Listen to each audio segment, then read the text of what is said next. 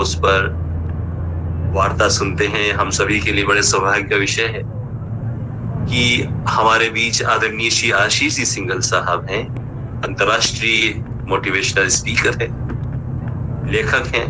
आपकी बुक्स आप अमेज़न पर आप उपलब्ध हैं और आपने मेडिटेशन पर विशेष रूप से हमारे मन पर बहुत विशेष कार्य किया है।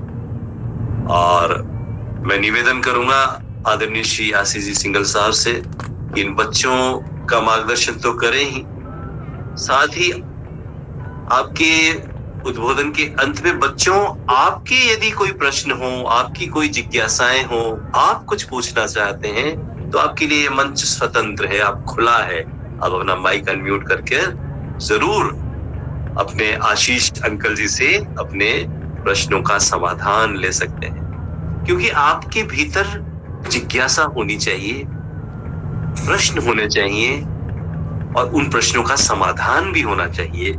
तो वो देने के लिए आदरणीय श्री आशीष जी सिंघल साहब यहाँ उपस्थित हैं।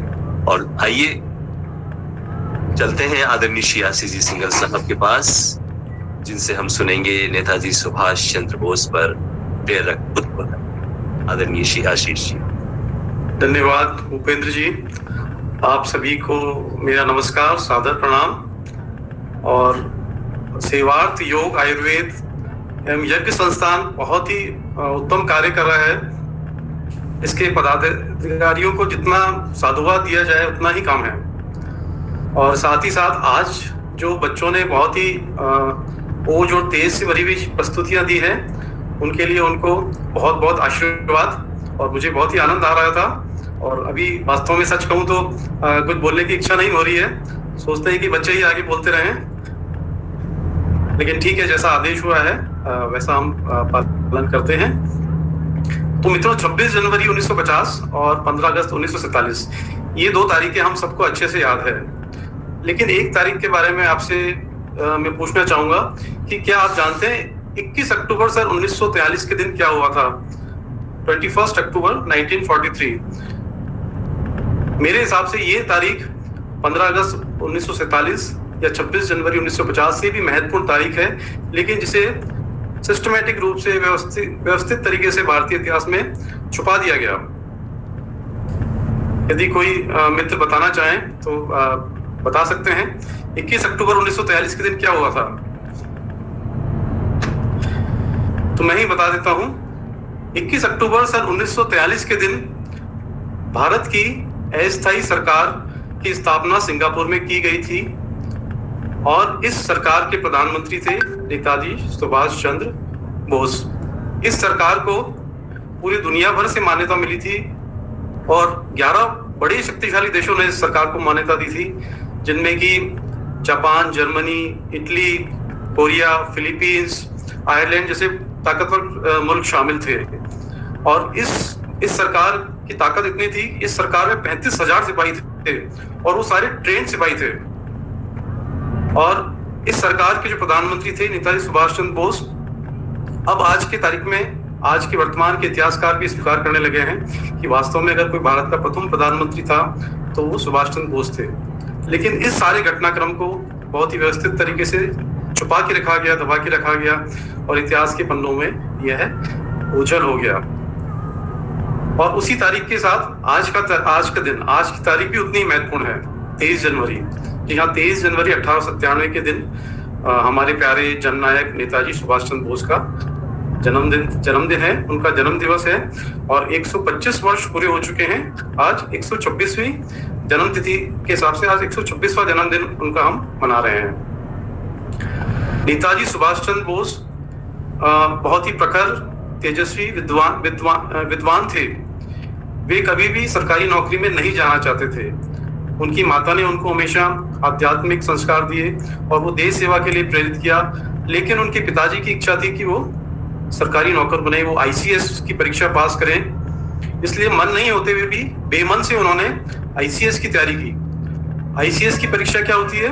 ICS मतलब आज के तारीख में हम अगर उसके इक्विवेलेंट माने तो IAS की परीक्षा, बल्कि उससे भी अधिक कठिन होती थी, क्योंकि उस समय ये परीक्षा सिर्फ लंदन में ही होती थी और किसी भारतीय के लिए आईसीएस की परीक्षा पास करना लगभग असंभव होता था। ऐसे में नेताजी सुभाष चंद्र बोस ने पहले ही प्रयास में आईसीएस परीक्षा में न केवल सफलता प्राप्त की बल्कि पूरे विश्व में चौथा स्थान प्राप्त किया।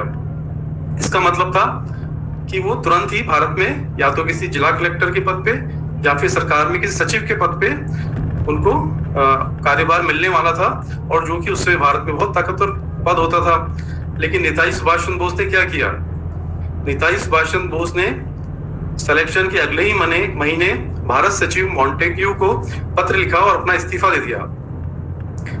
तो जानते हैं उन्होंने ऐसा क्यों किया? इसके दो चीज हुए, इससे दो प्रभाव हुए। पहली बात तो उन्होंने ये चीज साबित कर दी है, सिद्ध कर दिया कि विश्व में अंग्रेजों के समक्ष और उनसे अधिक बुद्धिमान हम भारतीय हैं। तो ये पहली बात तो ये साबित की। दूसरी बात उन्होंने क्या किया? इस्तीफा दे दिया और बता दिया कि उस नौकरी का उनके लिए कोई अहमियत नहीं है, उनके लिए राष्ट्र सेवा, देश सेवा के आगे वो तुच्छ है। तो इस तरीके से उन्होंने अपने जीवन यात्रा का जो एक पहला पड़ाव जीत लिया। उन्होंने मानसिक रूप से अंग्रेजों के ऊपर पहली जीत हासिल की। उसके बाद उन्होंने भारत में आकर के कांग्रेस पार्टी ज्वाइन की। कांग्रेस पार्टी में ही स्वराज दल है, उसके साथ उसके अंदर काम किया उन्होंने। और अगले ही वर्ष मतलब 1921 के अगले ही वर्ष 1922 के अंदर वो कलकत्ता महानगर पालिका के मुख्य कार्यकारी अधिकारी बनाए गए। और इस पद पे रहते हुए उन्होंने क्या किया? उन्होंने पहले ही साल में पूरे कलकत्ता में जितनी भी सड़कें थी जो कि अंग्रेजी नाम पे थी, उन सब का नाम बदल दिया और उन सब का नाम भारतीय नामों के ऊपर रख दिया। तो आप कल्पना कर सकते हैं कि अंग्रेजी शासन में अंग्रेजी सरकार के बिल्कुल नीचे वहां बैठ के कोई व्यक्ति ऐसा भी कर सकता है, इतना दुस्साहस कोई कर सकता है, तो वो और कोई नहीं, सुभाष चंद्र बोस ही कर सकते हैं। और इसके बाद उन्होंने एक चीज और की कि जो क्रांतिकारी थे, जो शहीद हो गए थे, उस समय बहुत सारे आंदोलन चलते थे, तो उनके बच्चों को उन्होंने नौकरी देना भी चालू किया। तो ये सब चीजें अंग्रेजों को दिख रही थी, वो उनकी नजर में आ चुके थे। और इसके बाद जो है उनके साथ में बहुत खराब व्यवहार कई बार किया गया। उनको 11 बार जेल भेजा गया, 11 बार वो कारावास गए। हमने इतिहास में पढ़ा होगा कि गांधी जी ने इतनी बार जेल गए, नेहरू जी इतनी बार जेल गए, लेकिन क्या आपने ये सुना है कि सुभाष चंद्र बोस को भी 11 बार कारावास हुआ? और उसमें म्यांमार की मांडले जेल में उनको बहुत ही मतलब यातनापूर्ण उनका समय रहा। और वहां पे वो काफी बीमार हो गए, उनको टीबी की बीमारी हो गई और वो मरणासन अवस्था में पहुंच चुके थे। ऐसे में अंग्रेजों ने चाल चली और उनसे कहा कि हम आपको छोड़ देंगे, लेकिन आपको भाग करके यूरोप जाना है, आप भारत नहीं जा सकते। लेकिन नेताजी सुभाष चंद्र बोस अलग ही मिट्टी के बने थे, उन्होंने इस प्रस्ताव को स्वीकार नहीं किया और उन्होंने स्पष्ट कहा कि मेरे को मरना तय है, लेकिन मैं यूरोप नहीं जाऊंगा। अंत में अंग्रेजों के पास और कोई चारा नहीं था, क्योंकि वो भयभीत हो चुके थे कि अगर सुभाष चंद्र बोस को कुछ होता है तो इसकी प्रतिक्रिया पूरे भारत में होगी। तो उन्होंने उन्हें छोड़ दिया और सुभाष चंद्र बोस वापस भारत लौट आए, वापस कांग्रेस के कार्यक्रम के अंदर जुड़ गए, वापस जो है वो जनता को जगाने में जुड़ गए और उनकी प्रसिद्धि बढ़ती गई। 1927 में एक मौका बहुत बड़ा आया कि जब साइमन आयोग को भारत भेजा गया। उस आयोग का उद्देश्य क्या था कि भारत का संविधान लिखा जाए अंग्रेजों के द्वारा। ये एक हमारे लिए एक बहुत ही अपमानजनक बात थी।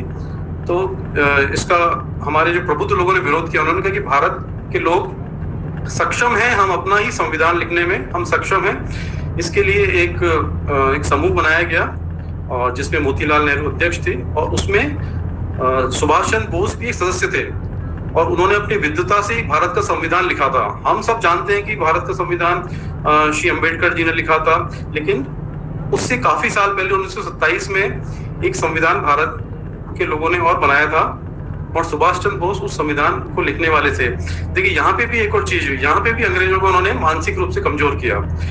कोई भी लड़ाई अगर जीतनी है तो वो सेनाओं से बाद में जीती जाती है, पहले हमारे बुद्धि से, हमारे बुद्धि प्रकर्ष से, हमारे मन से जीती जाती है। सुभाष चंद्र बोस इसमें विद्वान, मतलब इसको जानकार थे, वो एक अनुभवी थे, एक सेना नायक थे जो वास्तव में जो राष्ट्र नायक थे वो थे। उनका हर कदम जो था वो आजादी की तरफ बढ़ रहा था और इसी का परिणाम हुआ कि 1938 में उन्हें कांग्रेस का अध्यक्ष बनाया गया। नहीं चाहते हुए भी वो सर्वसम्मति से अध्यक्ष बनाए गए और अध्यक्ष बनने के बाद में उन्होंने बहुत ही बढ़िया कार्य किया। उन्होंने योजना आयोग की स्थापना की, प्लानिंग कमीशन, जिसको हम किताबों में पढ़ते हैं कि 1950 में बनाया गया हमारे प्रधानमंत्री नेहरू जी के द्वारा। वास्तव में 1938 में ही सुभाष चंद्र बोस ने एक प्लानिंग कमीशन कांग्रेस के अंतर्गत बना दिया था। तो मतलब उनका विजन कितना महान था, कितनी पहले से ही उनके अंदर दूरदर्शिता थी। और इस प्लानिंग कमीशन को 1938 में जो बनाया, उसका अध्यक्ष उन्होंने जवाहरलाल नेहरू को ही बनाया था। दूसरा काम जो उन्होंने उस समय एक बड़ा किया था कि जब जापान ने चाइना के ऊपर हमला किया, चीन के ऊपर, तो उस समय उन्होंने जापान की बजाय चीन का सहयोग किया, चीन की वैल्यूज का समर्थन किया और भारत से चिकित्सकों का एक दल भेजा जिसके मुख्य डॉक्टर कोटनिस थे। तो ऐसे करके 1938 में उन्होंने बहुत अच्छा कांग्रेस अध्यक्ष पद का कार्यकाल संभाला। पूरे भारत में वो प्रसिद्ध हो चुके थे। और जब अगले साल अध्यक्ष की बारी आई 1939 के अंदर, तब सब लोग चाहते थे कि वे ही पुनः कांग्रेस का अध्यक्ष पद संभालें और हमारे स्वतंत्रता संग्राम की जो है वो बागडोर भी उनके हाथ में हो। परंतु महात्मा गांधी ने कहा नहीं, हम दूसरा उम्मीदवार लेके जाएंगे। तो महात्मा गांधी ने पट्टाभी सीतारामैया को अपना उम्मीदवार बनाया और साथ ही कहा कि पट्टाभी का जो भी मत होगा वो वास्तव में मोहनदास करमचंद गांधी को मत माना जाएगा। तो कुल मिलाकर के एक तरफ महात्मा गांधी थे और दूसरी तरफ सुभाष चंद्र बोस थे। तो सोचिए कैसा चुनाव रहा होगा उस समय। और इसके जो परिणाम थे वो बहुत ही आश्चर्यजनक थे, इसकी कल्पना भी नहीं की थी लोगों ने। सुभाष चंद्र बोस ने पट्टाभी सीतारामैया को 208 वोटों से उस चुनाव में हराया था और वो अध्यक्ष बने थे। तो ये एक बहुत ही इंटरेस्टिंग चीज है जो हमें जाननी चाहिए कि भारतीय इतिहास में ऐसी कुछ घटनाएं हुई थी। लेकिन इसका परिणाम बहुत अच्छा नहीं हुआ, क्योंकि महात्मा गांधी की अपील के ऊपर कांग्रेस की कार्यकारिणी के लगभग सभी सदस्यों ने, 14 में से 12 ने उसी समय इस्तीफे दे दिए। 2 सदस्य और सुभाष चंद्र बोस बहुत ही मुश्किल से काम कर पाए और अंततः उनको लगा कि नहीं, इससे कुछ नहीं होने वाला, इससे एक कदम और आगे जाना पड़ेगा। तो उन्होंने कांग्रेस से इस्तीफा दिया और उन्होंने अपना खुद का एक फॉरवर्ड ब्लॉक बनाया और फॉरवर्ड ब्लॉक में काम करने लगे। फिर थोड़े काम किया उन्होंने फॉरवर्ड ब्लॉक के लिए और वो काफी मतलब पूरे भारत में प्रसिद्ध हो चुके थे। लेकिन तब उनको लगने लगा कि उस समय द्वितीय विश्व युद्ध का समय आ गया, सेकेंड वर्ल्ड वॉर। तो सेकेंड वर्ल्ड वॉर का समय आया तो सारे भारत के जितने भी नेता थे, जिसमें महात्मा गांधी, नेहरू थे, उन सब ने अंग्रेजी शासन का समर्थन किया, बजाय कि जापान, जर्मनी और इटली का समर्थन करने के। सिर्फ सुभाष चंद्र बोस ऐसे थे जिन्होंने कहा था कि ये उपयुक्त समय है अंग्रेजी सरकार को बाहर भगाने का, और इसके लिए उन्होंने एड़ी चोटी का जोड़ लगा दिया गया, उन्हें नजरबंद कर दिया गया। वो नजरबंदी से भागे, एक मुसलमान का भेष धारण करके वो मतलब हजारों किलोमीटर गए, वो अफगानिस्तान तक गए और फिर वहां से किसी तरह वो अलग अलग देशों में गए। वो जर्मनी गए, जर्मनी में उन्होंने आजाद हिंद रेडियो की स्थापना की और जर्मनी में उन्होंने हिटलर से मुलाकात की। और अब मानेंगे नहीं, हिटलर से पहली मुलाकात जो हुई उसके अंदर हिटलर उनसे बहुत प्रभावित था और हिटलर को समझ में आ गया था कि साधारण व्यक्ति नहीं है, ये भारत का भविष्य है। और जिस समय कोई और नेता होता तो हिटलर के आगे मतलब वो झुक जाता, लेकिन नेताजी सुभाष चंद्र बोस ने हिटलर से अपनी नाराजगी व्यक्त की। आप सोचेंगे कि हिटलर जैसे बड़े नेता को, जो कि उस समय दुनिया का सबसे ताकतवर नेता था, उसके समक्ष कोई नाराजगी कैसे व्यक्त कर सकता है। तो सुभाष चंद्र बोस ऐसे ही थे। उन्होंने हिटलर को साफ साफ कहा कि आपकी जो जीवन कथा है माइन कैंप, उसमें भारत के बारे में और भारतीयों के बारे में कुछ अच्छी बातें नहीं लिखी हैं। तो हिटलर को इस चीज ये सुनकर के हिटलर ने बोला कि मैं क्षमा चाहता हूँ और अगले संस्करण में भारत के बारे में कुछ भी अगर गलत लिखा है तो उसको हटा दूंगा। हिटलर के साथ जो नेताजी की बातचीत थी उससे उनको समझ में आया कि इससे कुछ ज्यादा बेनिफिट नहीं होने वाला है। अगर भारत को स्वतंत्र करना है तो उनको और भी ज्यादा सहायता मांगनी पड़ेगी। तो उन्होंने जापान जाने का निर्णय किया। अब जर्मनी से जापान जाना बहुत मुश्किल था, तो उन्होंने बहुत ही कठिन रास्ता चूज किया। वो जर्मनी की एक पनडुब्बी में बैठ के जापान की तरफ गए। बीच समुद्र में उस पनडुब्बी ने उन्हें उतारा। फिर वो समुद्र के अंदर तैरते हुए अपनी जान को खतरे में डाल करके काफी दूर एक जापान की पनडुब्बी थी उसके ऊपर चढ़े और फिर इस तरह वो जापान पहुंचे। तो सोचिए मतलब उनका अपने मिशन के प्रति इतनी दृढ़ता थी कि उसके लिए उन्होंने अपने जीवन को भी संकट में डालने से नहीं चुके। और इसका परिणाम ये हुआ कि जब जापान पहुंचे तो उनका बहुत ही ज्यादा स्वागत हुआ। जापान के प्रधानमंत्री ने उनसे बात की और उनको जापान की संसद में बोलने के लिए आमंत्रित किया। एक कल्पना कीजिए कि एक परतंत्र देश का एक व्यक्ति जो उस समय किसी पद पे नहीं है, उसको किसी दूसरे देश की संसद में अगर बोलने के लिए बुलाया जाए तो उसका क्या महत्व हो सकता है। और कालांतर में हम देखेंगे कि जापान में जो नेताजी सुभाष चंद्र बोस को सम्मान प्राप्त हुआ वो अद्वितीय है। जापान में टोक्यो शहर में एक मंदिर है, रेकोजी मंदिर जिसे बोलते हैं, वहां पे कुछ अस्थियां हैं। कहा जाता है कि ये नेताजी सुभाष चंद्र बोस की अस्थियां हैं और जापान में आज भी उनकी पूजा की जाती है। और जापान में हर 18 अगस्त के दिन शहीद दिवस मनाया जाता है नेताजी सुभाष चंद्र बोस की याद में। तो ऐसे महान व्यक्तित्व थे नेताजी सुभाष चंद्र बोस। और नेताजी सुभाष चंद्र बोस इसके बाद में उन्होंने अलग अलग देशों से समर्थन जुटाया।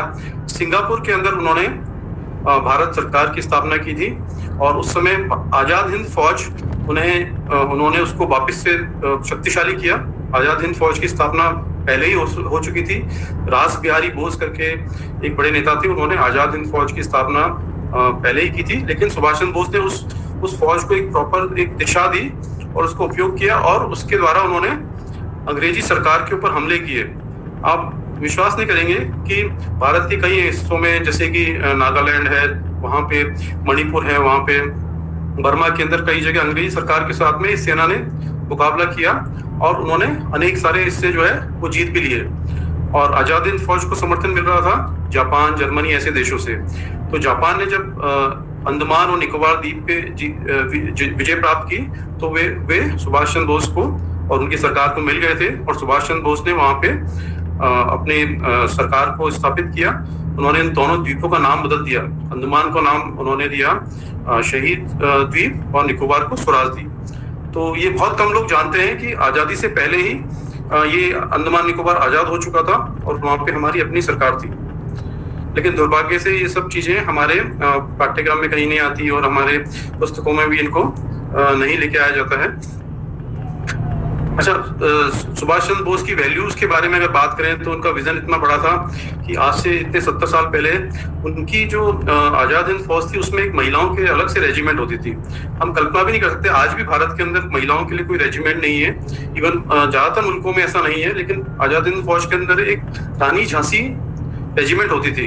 ये सब सुभाष चंद्र बोस का जो दूरदर्शिता है उसका हमको एक छोटा सा एग्जाम्पल नजर आता है। समय आने पे क्या हुआ कि जापान और जर्मनी ये सब देश हार गए और आजाद हिंद फौज जो है अकेली पड़ गई। तो और इसके साथ ही 18 अगस्त 1945 के दिन कहा जाता है कि एक विमान दुर्घटना के अंदर नेताजी का देहांत हो गया। इस पे कई सारे आयोग बनाए गए। उसमें एक आयोग मुख्य था मुखर्जी आयोग, जिसने इस पे काफी जांच पड़ताल की और ताइवान में ये दुर्घटनाग्रस्त हुआ था ऐसा बताया जाता है। तो जब ताइवान सरकार ने ऑफिशियली डिक्लेयर किया है कि इस तारीख को ताइवान के अंदर किसी भी तरह का कोई विमान दुर्घटनाग्रस्त नहीं हुआ, और मुखर्जी आयोग ने भी माना कि नेताजी सुभाष चंद्र बोस उस तारीख के बाद में भी जीवित थे। लेकिन इस आयोग की रिपोर्ट को जैसा कि पहले भी हुआ था उसे कचरों के डिब्बे में डाल दिया गया। और आज भी हम नहीं जानते कि वास्तव में नेताजी सुभाष चंद्र बोस 1945 के बाद भी जीवित थे या कहाँ थे। कहा जाता है कि वो जापान और जर्मनी की हारने के बाद में सहायता लेने के लिए रशिया के पास गए, रूस गए थे और रूस में उन्हें जेल में डाल दिया गया। और यहाँ तक भी कहा जाता है कि आजाद भारत में जो नेतृत्व था उन्हें पता था कि सुभाष चंद्र बोस जीवित है। ये भी कहा जाता है कि डॉक्टर राजेंद्र प्रसाद जो कि भारत के प्रथम राष्ट्रपति थे, वो रूस में जेल में नेताजी से मिले थे।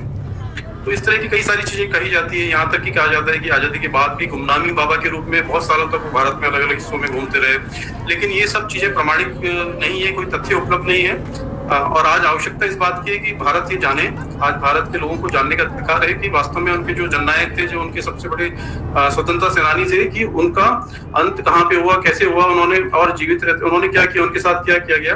तो ये आज हमारे लिए एक बहुत महत्वपूर्ण प्रश्न है। मेरा व्यक्तिगत रूप से अगर मुझे कहा जाए तो मैं बोलूंगा कि महाराणा प्रताप और शिवाजी के बाद अगर कोई तीसरा व्यक्ति मैं मानता हूँ स्वतंत्रता का प्रतीक, तो और कोई नहीं है, वो हमारे नेताजी सुभाष चंद्र बोस ही हैं। और उनके जीवन से हम बहुत चीजें सीख सकते हैं। मतलब जो उनका जीवन पूरा संघर्षों से भरा होता। उन्होंने बोला था कि मेरे अंदर आत्मविश्वास नहीं है। वो साहब बोलते थे कि मेरे अंदर कॉन्फिडेंस नहीं था, लेकिन जब मैंने संघर्ष करना चालू किया तो मेरे अंदर आत्मविश्वास अपने आप आ गया। तो ये हम सबके लिए भी इम्पोर्टेंट है। अगर हम सोचते हैं कि हमारे अंदर आत्मविश्वास कम है, हम कुछ कम कर नहीं कर सकते, तो आप स्ट्रगल करना चालू कीजिए, वो चीज अपने आप आपके अंदर भीतर आ जाएगी।